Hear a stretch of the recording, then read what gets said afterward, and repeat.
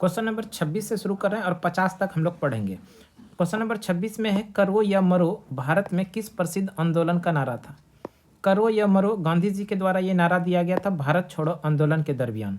भारत छोड़ो आंदोलन कब हुआ था, ये याद रखिएगा 1942 में, और शुरू हुआ था 9 अगस्त 1942 को।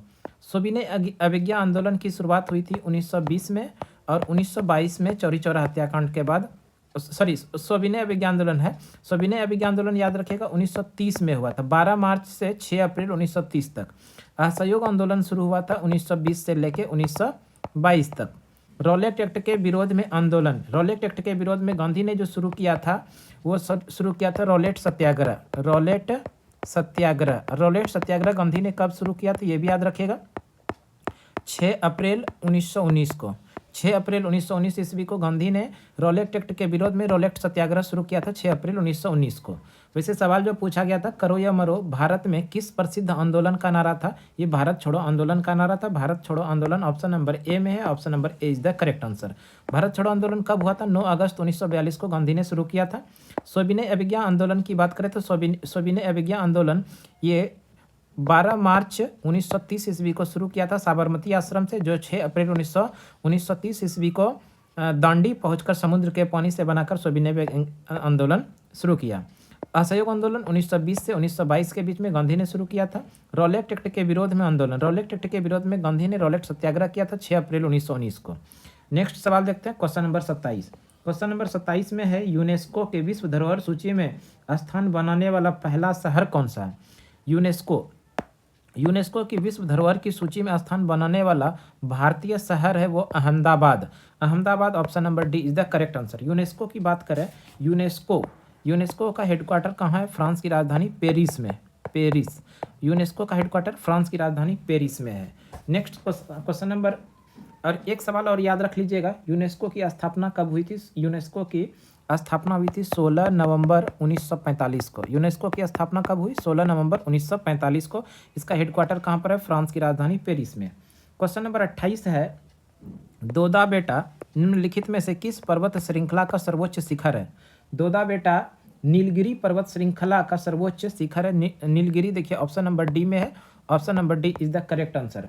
और साथ में याद रखिएगा दोदा बेटा की ऊंचाई कितना है, 2637 मीटर, 2637 मीटर इसकी ऊंचाई है। नेक्स्ट सवाल है, और एक सवाल और याद रख लीजिएगा, ये नीलगिरी है कहाँ पर, तो तमिलनाडु, TLN, इसका मतलब समझ जाइएगा ये कौन सा राज्य का नाम लिखा है, तमिलनाडु का। नेक्स्ट सवाल है, राष्ट्रीय मानवाधिकार आयोग के बारे में निम्नलिखित में से कौन सा कथन सही है। राष्ट्रीय मानवाधिकार आयोग के बारे में निम्नलिखित में से कौन सा कथन सही है। तो इस सवाल का जो सही आंसर हो जाएगा, राष्ट्रीय मानवाधिकार आयोग के बारे में यह सही है कि इसकी सत्ता स्वरूप में केवल सिफारिश यानी स्तुति परक है, जो ऑप्शन नंबर बी में है, option number B is the correct answer.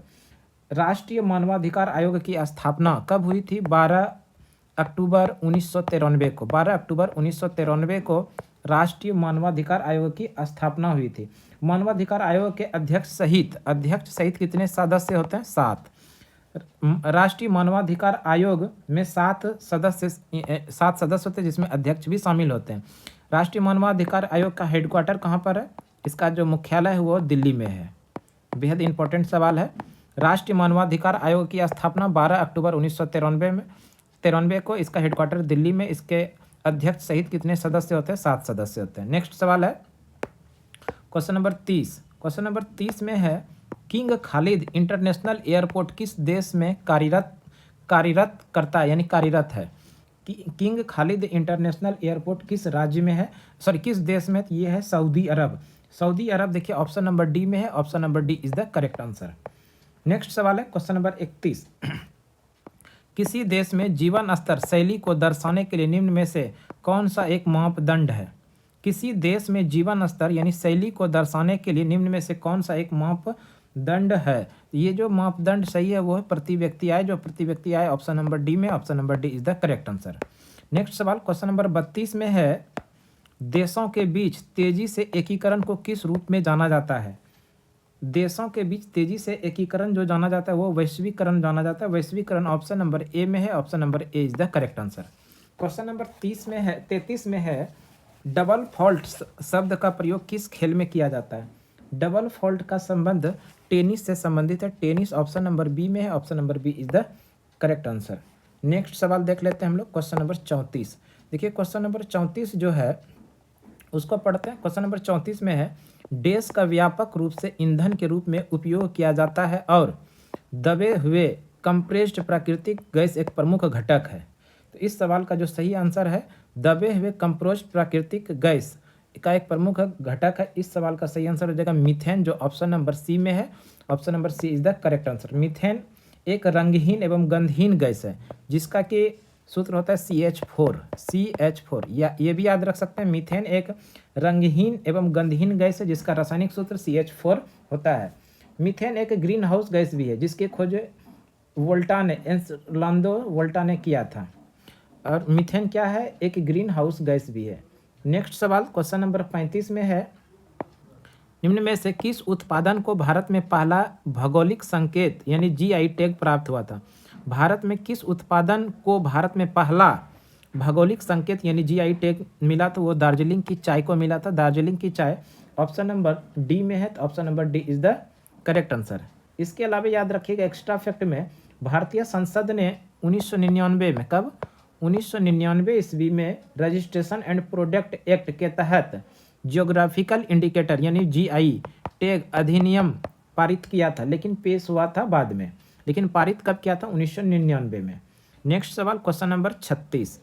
देखिए क्वेश्चन नंबर 36 जो है, 1526 ईस्वी में बाबर ने इब्राहिम लोदी को कहाँ हराया था? 1526 ईस्वी में बाबर ने इब्राहिम लोदी को हराया था पानीपत का प्रथम युद्ध में, जो ऑप्शन नंबर डी में है। Option number D is the correct answer. Extra fact में हम लोग बात कर लेते हैं, पानीपत का 3 युद्ध हुआ है भारतीय इतिहास में। भारतीय इतिहास में पानीपत का 3 युद्ध हुआ है। पानीपत के कितने युद्ध हुए हैं? 3। पहला जो हुआ 1526 में हुआ, और ये किसके किसके बीच में हुआ था? बाबर में और इब्राहिम लोदी के बीच में हुआ था। इब्राहिम लोदी। और इस युद्ध में बाबर ने इब्राहिम लोदी को पराजित किया था। उसके बाद हम लोग याद रखिएगा, पानीपत का जो दूसरा युद्ध हुआ वो 1556 में हुआ था, अकबर और हेमू के बीच में। किसके बीच? अकबर और हेमू। और इस युद्ध में अकबर ने हेमू को पराजित किया था। और पानीपत का तीसरा युद्ध जो हुआ था वो 1761 में हुआ था। अहमद शाह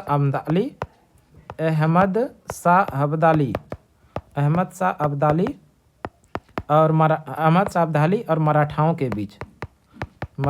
इस युद्ध में अहमद शाह अब्दाली ने मराठाओं को पराजित किया था। इस तरह से ये इम्पोर्टेंट सवाल था कि भारतीय इतिहास में कितने पानीपत के युद्ध हुए। प्रथम पानीपत का युद्ध 1526 में बाबर और इब्राहिम लोदी के बीच। दूसरा पानीपत का युद्ध 1556 में अकबर और हेमू के बीच। तीसरा पानीपत का युद्ध 1761 में अहमद शाह अब्दाली और मराठाओं के बीच में। अब हम लोग सवाल पर आ जाते हैं। आपके सवाल में पूछा गया था 1526 में बाबर और इब्राहिम लोदी के बीच में कहाँ हराया था? ये पानीपत का युद्ध में। पानीपत का ये प्रथम युद्ध था। नेक्स्ट सवाल क्वेश्चन नंबर 37 में है कि सिंगारिक मूर्तियों वाली वास्तुकला की नागर शैली के लिए कौन सा मंदिर प्रसिद्ध है? नागर शैली, देखिए उत्तर भारत में जितने भी मंदिर बनाए जाते थे वो किस शैली से निर्मित रहते थे? नागर शैली में। और इसी क्रम में नागर शैली का जो सबसे श्रेष्ठ उदाहरण है वो है मीनाक्षी मंदिर। मीनाक्षी मंदिर कहाँ पर है? मीनाक्षी मंदिर नहीं है, ये है खजुराहो का मंदिर। और खजुराहो का मंदिर कहाँ पर? ये चंदेल शासकों के द्वारा बनवाया गया था, जो मध्य प्रदेश में है। कहाँ पर है? मध्य प्रदेश में। सिंगारिक मूर्तियों की वास्तुकला में नागर शैली के लिए कौन सा मंदिर प्रसिद्ध है? खजुराहो का मंदिर, जो मध्य प्रदेश में है। और किसके द्वारा बनवाया गया था? चंदेल शासकों के द्वारा। इसके अलावा अगर हम लोग बात कर लें, दक्षिण भारत में जितने भी मंदिर बनाए जाते थे वो किस शैली से निर्मित रहते थे? वो द्रविड़ शैली से निर्मित होते थे दक्षिण भारत के मंदिर। उत्तर भारत के मंदिर नागर शैली से निर्मित होते हैं। अगला सवाल क्वेश्चन नंबर 38 में है, 38 सवाल में है, दक्षिण अफ्रीका के शीतोष्ण घास के मैदान को किस नाम से जानते हैं? दक्षिण अफ्रीका के शीतोष्ण घास के मैदान को वेल्ड्स के नाम से जानते हैं। वेल्ड्स देखिए ऑप्शन नंबर डी में है, option number D is the correct answer. और इसके अलावा अगर हम लोग बात कर लें, देखिए इसमें है डाउन्स। डाउन्स किस देश के घास के मैदान को कहा जाता है? तो ये है ऑस्ट्रेलिया का।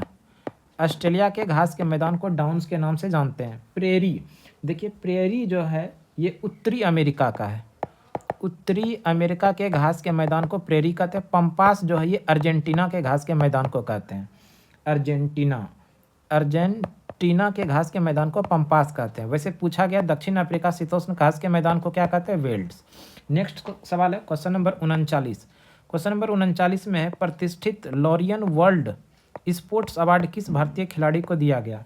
प्रतिष्ठित लॉरियन वर्ल्ड स्पोर्ट्स अवार्ड जो दिया गया था वो विनेश फोगाट को दिया गया था। Vinesh Phogat option number D में है, option number D is the correct answer. इनका संबंध किस खेल से है? ये भी याद रख लीजिएगा, कुश्ती से।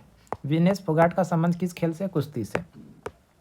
नेक्स्ट सवाल है क्वेश्चन नंबर 40 में है म्यूटेशन यानी उत्परिवर्तन शब्द। उत्परिवर्तन शब्द का अर्थ क्या है? उत्परिवर्तन शब्द का अर्थ है आनुवांशिक गलती, जो ऑप्शन नंबर डी में है, option number D is the correct answer.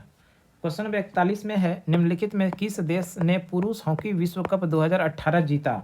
इस सवाल का जो सही आंसर होगा वो बेल्जियम हो जाएगा। बेल्जियम ने पुरुष हॉकी विश्व कप 2018 जीता था। Option number A is the correct answer. Question number 42 देख लेते हैं अब। 42 नंबर है पंचायती राज संस्था एवं नगर पालिका किस अधिनियम द्वारा अस्तित्व में आई? पंचायती राज संस्था नगर पालिका किस अधिनियम द्वारा अस्तित्व में आई थी? वो 73वां संविधान संशोधन, वो 74वां संविधान संशोधन 1992 के द्वारा ये अधिनियम के अंतर्गत आया था। और 73वां संविधान संशोधन के द्वारा अनुसूची नंबर 11 जोड़ा गया और 74वां संविधान संशोधन द्वारा अनुसूची नंबर 12 जोड़ा गया। ये भी याद रख लीजिएगा। अनुसूची नंबर 11 में क्या जोड़ा गया? तो इसमें जोड़ा गया था ग्राम पंचायत का प्रावधान, ग्राम पंचायत का प्रावधान। और अनुसूची 12 में जो जोड़ा गया वो अनुसूची में जोड़ा गया नगर निगम का प्रावधान। नगर निगम का प्रावधान जोड़ा गया अनुसूची नंबर 12 में। नेक्स्ट सवाल है क्वेश्चन नंबर 43 में है कि किस IUCN दस्तावेज में वनस्पतियों और जीवों की लुप्त प्राय प्रजातियों की सूचना दी जाती है? इस सवाल का जो सही आंसर जगह वो है लाल सूची। लाल सूची ऑप्शन नंबर सी में है, option number C is the correct answer. Question number 44 में है निम्नलिखित में से किसने राज दरबार में सिजदा, साष्टांग प्रणाम और फेबोस सम्राट के पैरों को चूमने की प्रथा शुरू की थी? सिजदा और फेबोस प्रथा की शुरुआत जो किया था वो किया था गयासुद्दीन बलबन ने। Ghiyasuddin Balban option number D में है, option number D is the correct answer. Next सवाल है क्वेश्चन नंबर 45 में बांग्लादेश में स्थापित एक माइक्रो फाइनेंस संगठन और सामुदायिक विकास बैंक जो समपार्श्वकी आवश्यकता के बिना गरीबों को छोटे ऋण देता है वो बैंक क्या है? वो बैंक है ग्रामीण बैंक, जो ऑप्शन नंबर डी में, option number D is the correct answer. इसके अलावा याद रखिएगा बांग्लादेश ग्रामीण बैंक की स्थापना 1983 में हुआ था। बांग्लादेश ग्रामीण बैंक की स्थापना कब हुई? 1983 में। और इनके संस्थापक जो थे मोहम्मद यूनुस थे। संस्थापक कौन थे? मोहम्मद यूनुस। और इनका हेडक्वार्टर कहाँ पर है? ढाका में। बांग्लादेश की राजधानी ढाका, यहीं पर इनका हेडक्वार्टर था। नेक्स्ट सवाल अब हम लोग देख लेते हैं क्वेश्चन नंबर 46। क्वेश्चन नंबर 46 में है निम्नलिखित में कौन सा 2030 तक प्राप्त करने के लिए लक्षित एक चर अस्थायी विकास लक्ष्य नहीं है? तो विकल्प में अंतरिक्ष अनुसंधान 2030 तक प्राप्त करने के लिए लक्षित एक चिर अस्थायी विकास लक्ष्य नहीं है अंतरिक्ष अनुसंधान, जो ऑप्शन नंबर डी में है, option number D is the correct answer. Question number 47 में है इनमें से हवा की नमी को किससे मापा जाता है? हवा में जो नमी होती है इसको मापने के लिए हाइग्रोमीटर का प्रयोग किया जाता है। हाइग्रोमीटर जो ऑप्शन नंबर ए में, option number A is the correct answer. देखिए थर्मामीटर का शरीर में जो तापमान होता है, शरीर का तापमान, मनुष्य के शरीर के तापमान को मापने के लिए किस यंत्र का प्रयोग करते हैं?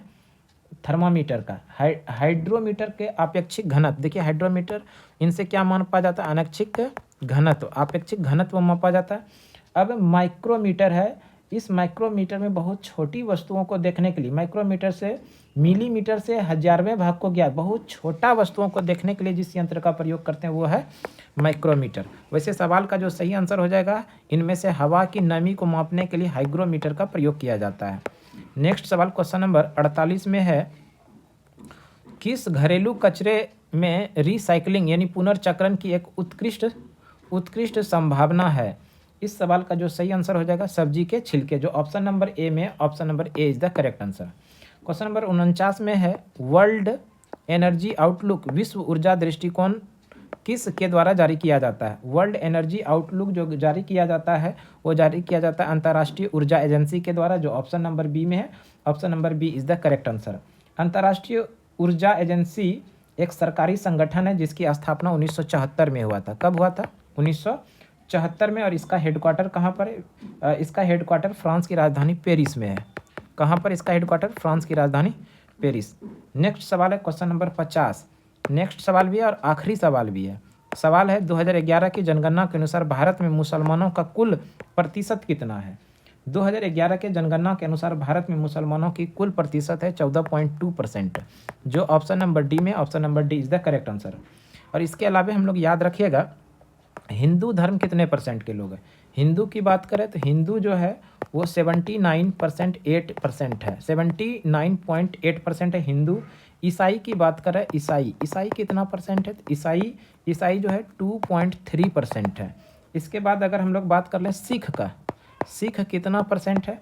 तो सिख जो है 1.72% है सिख। इस बौद्ध जो है, बौद्ध धर्म के लोग भारत में कितने परसेंट है? तो इसका जो सही आंसर हो जाएगा बौद्ध धर्म का 0.7%। इसके बाद हम लोग याद रखिएगा जैन धर्म के लोग कितने परसेंट है? तो वो है 0.37%। और इसके अन्य धर्म के जो लोग हैं, अन्य धर्म के लोग वो हैं 0.66%। तो ये कुछ एक्स्ट्रा फैक्ट आप लोगों के लिए।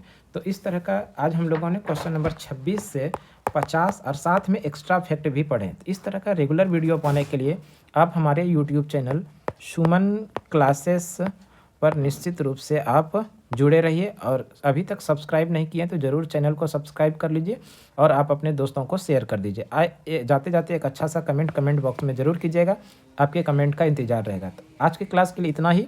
अगले क्लास में फिर से अगले दिन मिलते हैं, तब तक के लिए धन्यवाद। जय हिंद।